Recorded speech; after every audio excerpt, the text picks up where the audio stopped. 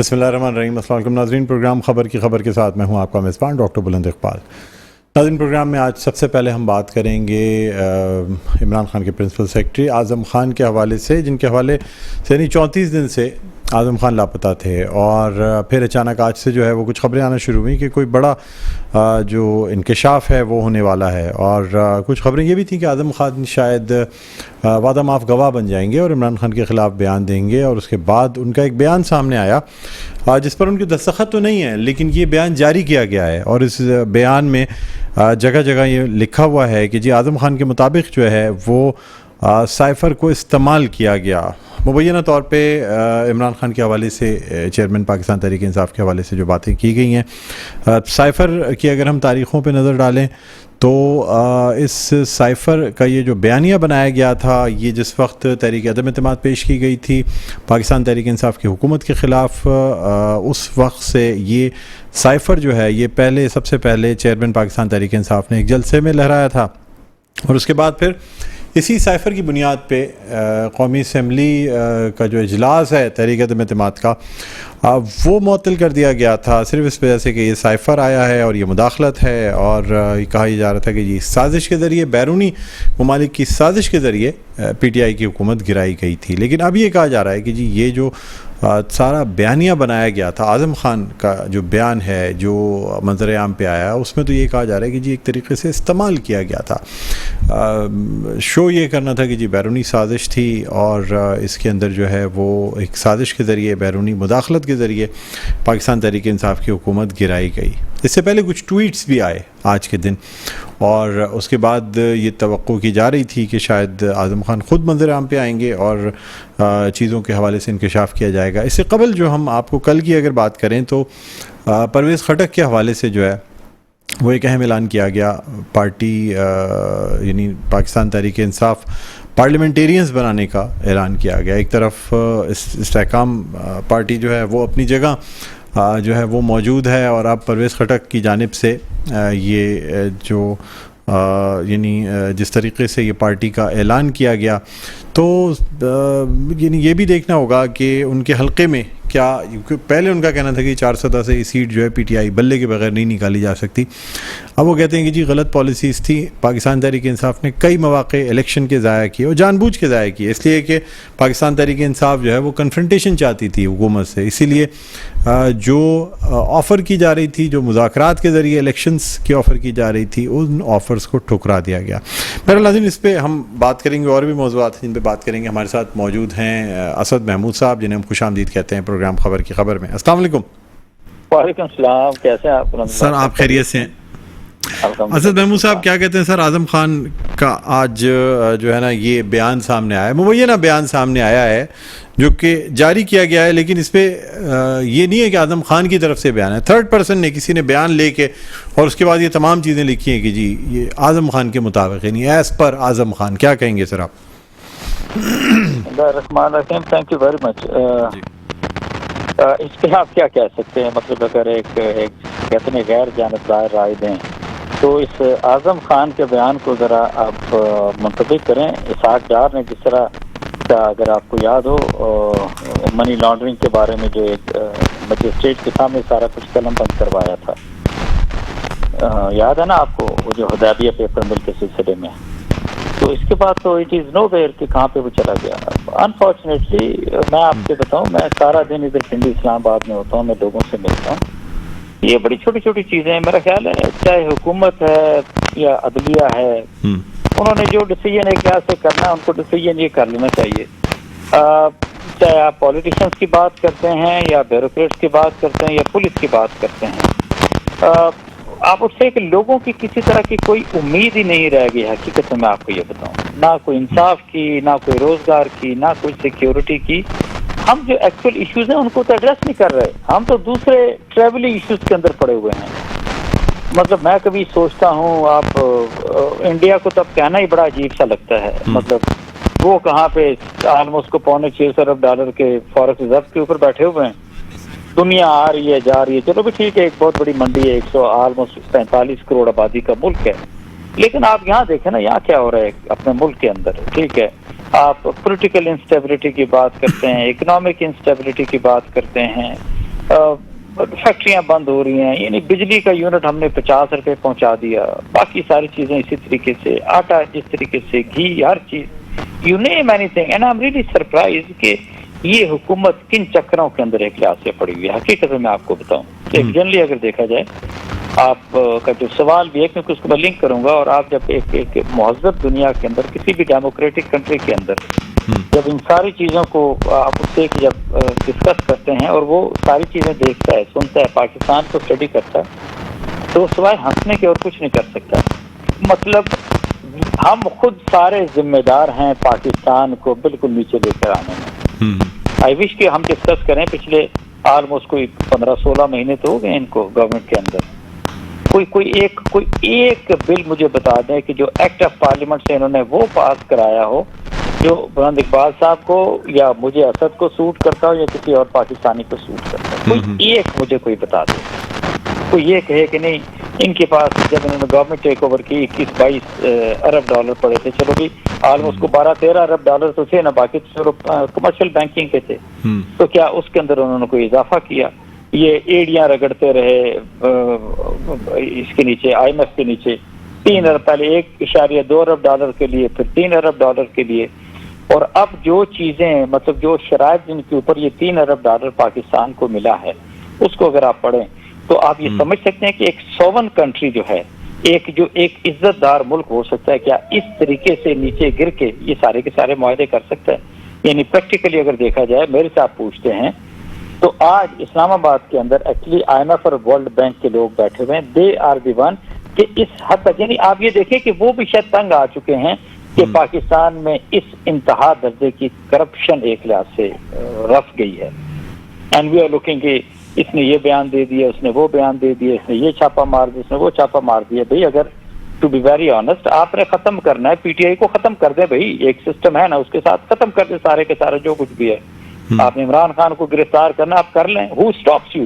Because आप police की बात करते हैं, FIA की बात करते हैं, 6D की बात करते हैं, FBR की बात करते हैं। नहीं सर, बात यह है कि जो बयान सामने आया है, आप समझते हैं कि बयान सही नहीं है, यानी मंसूब किया गया? नहीं, मैं आई डोंट से इसको ना मैं निगेट करता हूँ ना मैं इसको अप्रूव करता हूँ, मैं ये सिर्फ इतना कहता हूँ कि पुलिस के हाथ किसी एक ऐसे शख्स को दे दो जो इंतहाई स्ट्रॉन्ग नर्व्स का आदमी हो, तो ये तो इसने कोई भी बयान नहीं दिया, इससे वो मेरे ख्याल है 1000 गुना और बयान एक रियासत ये कटेगा। हम किस चक्कर में पड़े हुए हैं?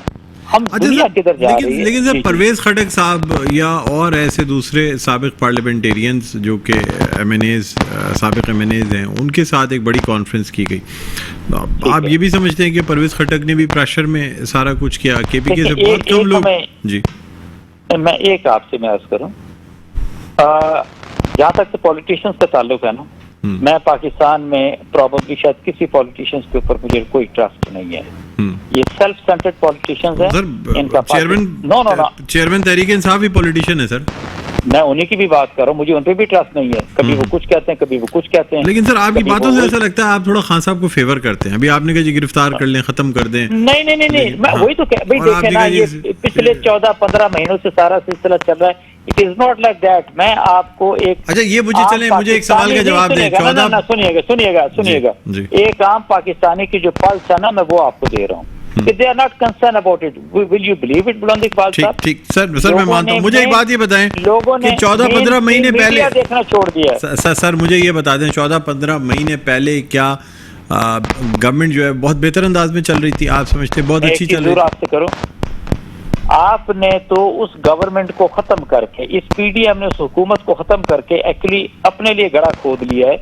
और वो बंदा जो अगले 13-14 महीने बाद उसने वैसे वाइप आउट हो जाना था, आपने उसको हीरो बना के रख दिया। प्रॉब्लम किसके लिए होगी? पूरे मुल्क के लिए हो गई।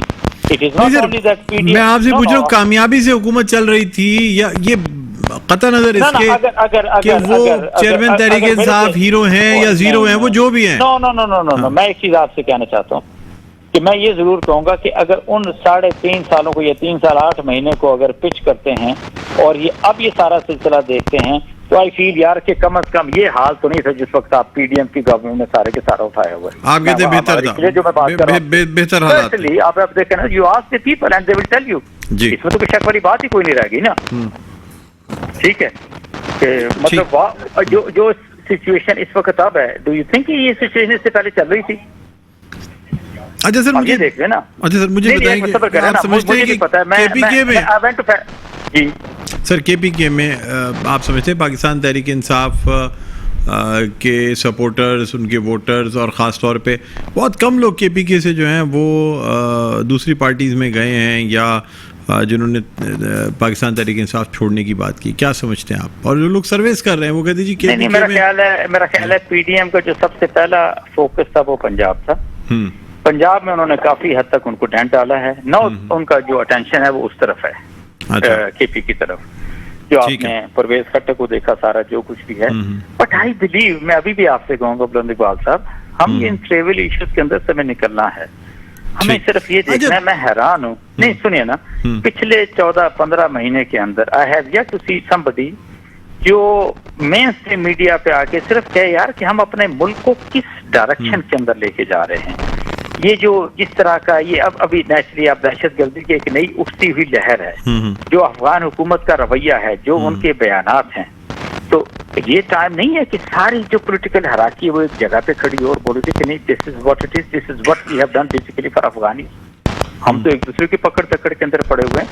और दूसरी चीज ये है कि अगर डोंट यू थिंक कि जिस तरह फैसलाबाद के अंदर, सियालकोट के अंदर, गुजराला के अंदर, इवन कराची के अंदर जिस तरह फैक्ट्रीज बंद हुई हैं और हो रही हैं, क्योंकि अगर इतनी सर्विसेज महंगी हैं, बिजली महंगी, गैस महंगी, उसकी वजह से इकोनॉमी में बड़ा फर्क पड़ा। सर एक लास्ट क्वेश्चन आपसे करना चाहूंगा, आप समझते हैं कि जिस तरीके से लोग पाकिस्तान तहरीक इंसाफ छोड़ के निकले, बयानात दिए, तमाम चीजें हुई, कितना कोई डेंट आप समझते हैं कि कितनी फीसद वोट बैंक 9 मई के बाद पाकिस्तान तहरीक इंसाफ का, ये सर मेरा सवाल सुन लें आप, कितने फीसद वोट बैंक समझते हैं कि कम हो गया होगा, चाहे पीटीआई या चेयरमैन पीटीआई का, ये बताएं सर। मैं एक चीज आपसे अर्ज करूं जी, मैं बिलीव करता हूं कि शहबाज शरीफ को ना प्राइम मिनिस्टर बनने का बड़ा शौक था, मैं आपसे बताऊं, ठीक है। और नेचुरली पीपल्स पार्टी को भी चाहिए था जी कि वो मतलब बिलावल की थोड़ी सी कोई टाइमिंग कर लें कि जी किसी तरीके से उसको तैयार कर लें, विदाउट रियलाइजिंग कि नहीं पूरे मुल्क का डैमेज एक लिहाज से कितना हो जाएगा। मैं आज भी बिल्कुल कॉन्फिडेंस के साथ कहता हूँ ये हुकूमत आप ना तोड़ते, इसको कंटिन्यूटी रखते, पीटीआई अगली दफा रिजल्ट में किसी सूरत में नहीं जीत सकती थी, उसको अवाम ने एक्चुअली आउट कर देना था। मैं आपसे आज बताऊं सर अभी क्या पोजीशन है, मुझे ये बताएं। अब अभी मैं ये कह सकता हूं कि अगर ये पीटीआई को अगर मौका मिलता है और वो इलेक्शन के अंदर आते हैं, आई डोंट थिंक सो कि पब्लिक के सेंटिमेंट्स कह लें, ये पब्लिक की जो हमदर्दियां हैं। नहीं सर, पहले से वोट बैंक कम हुआ या बढ़ा, बस मुझे ये बता दें। नहीं, नो आई फील के मैंने जिन लोगों से भी मिला हूं, दे फील के नहीं जी अगर इलेक्शन होते हैं तो वोट उन्होंने पीटीआई को देना है। चलें ठीक है, आप समझते कम नहीं हुआ, ठीक है, ओके सर, बहुत बहुत शुक्रिया।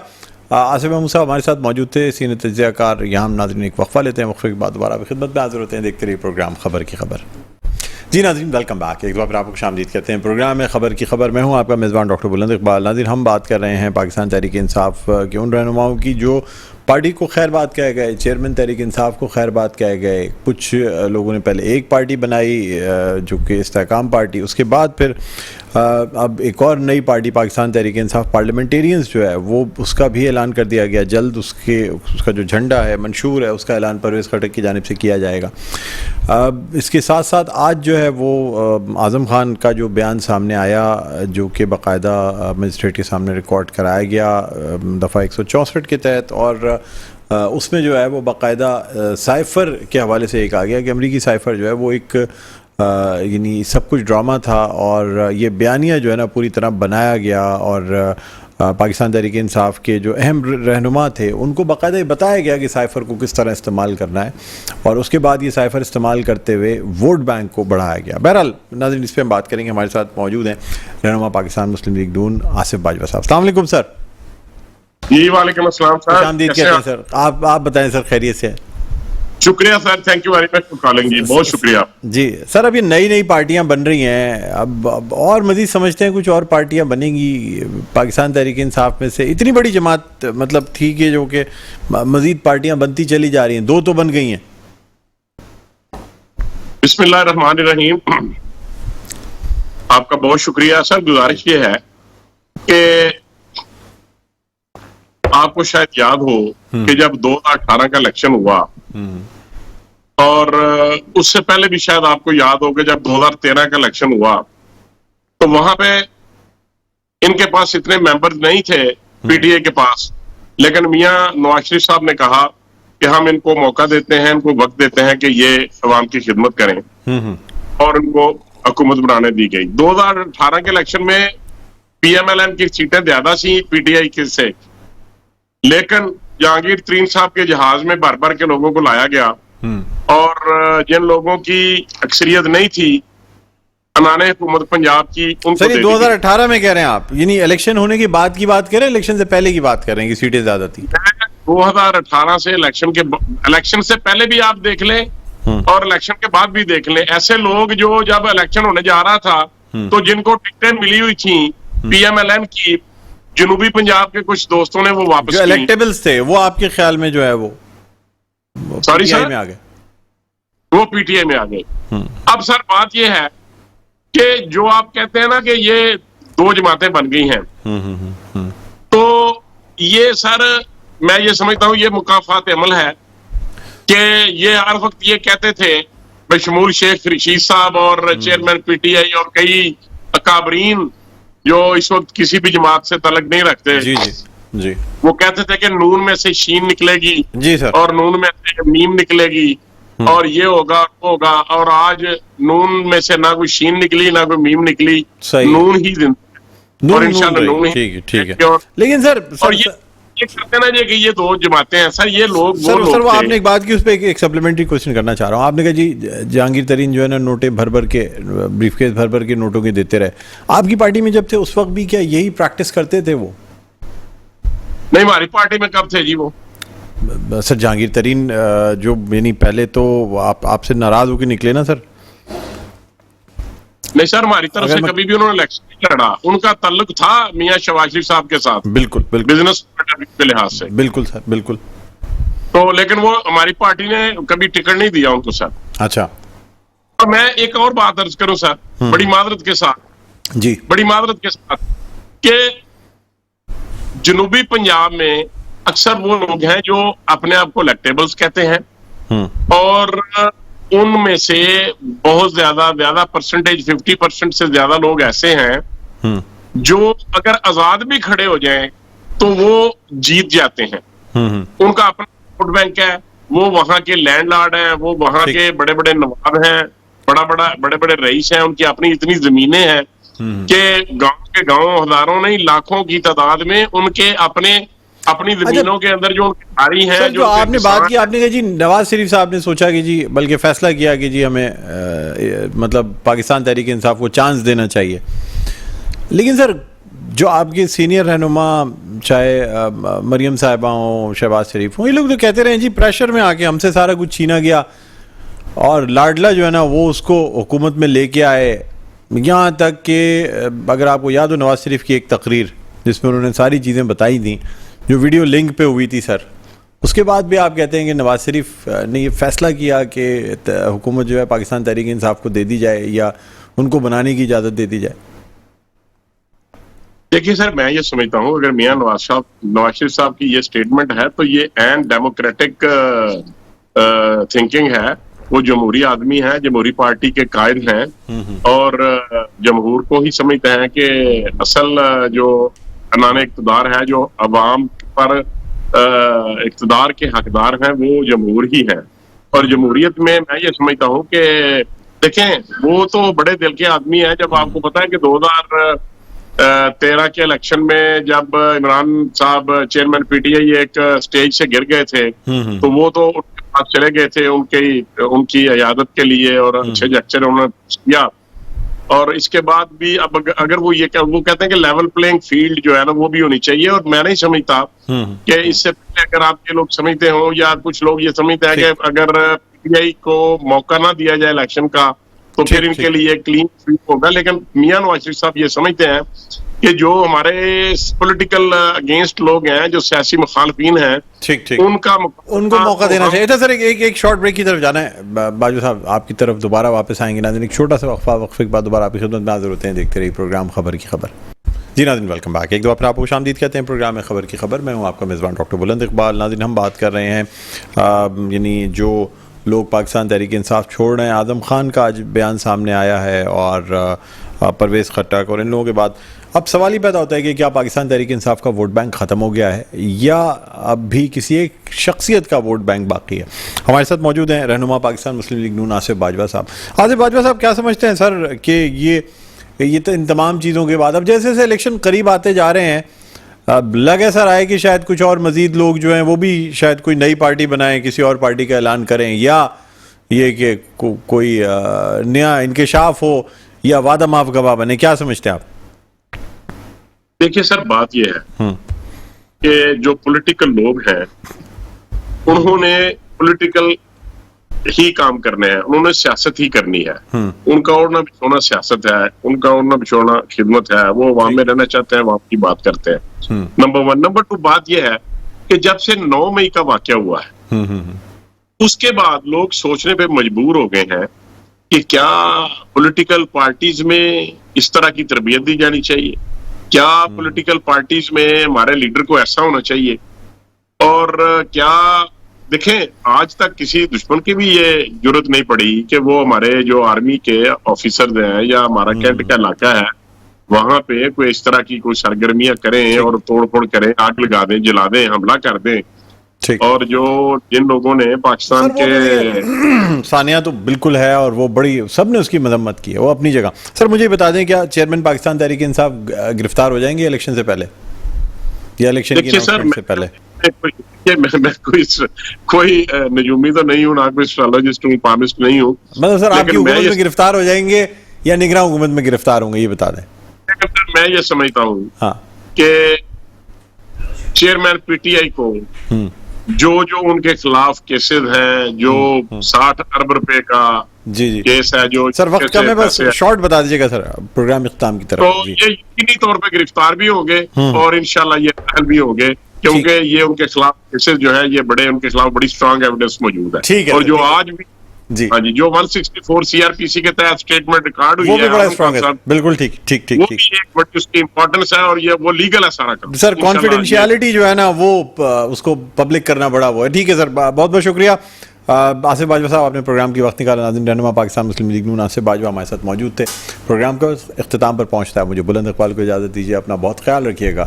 اللہ حافظ.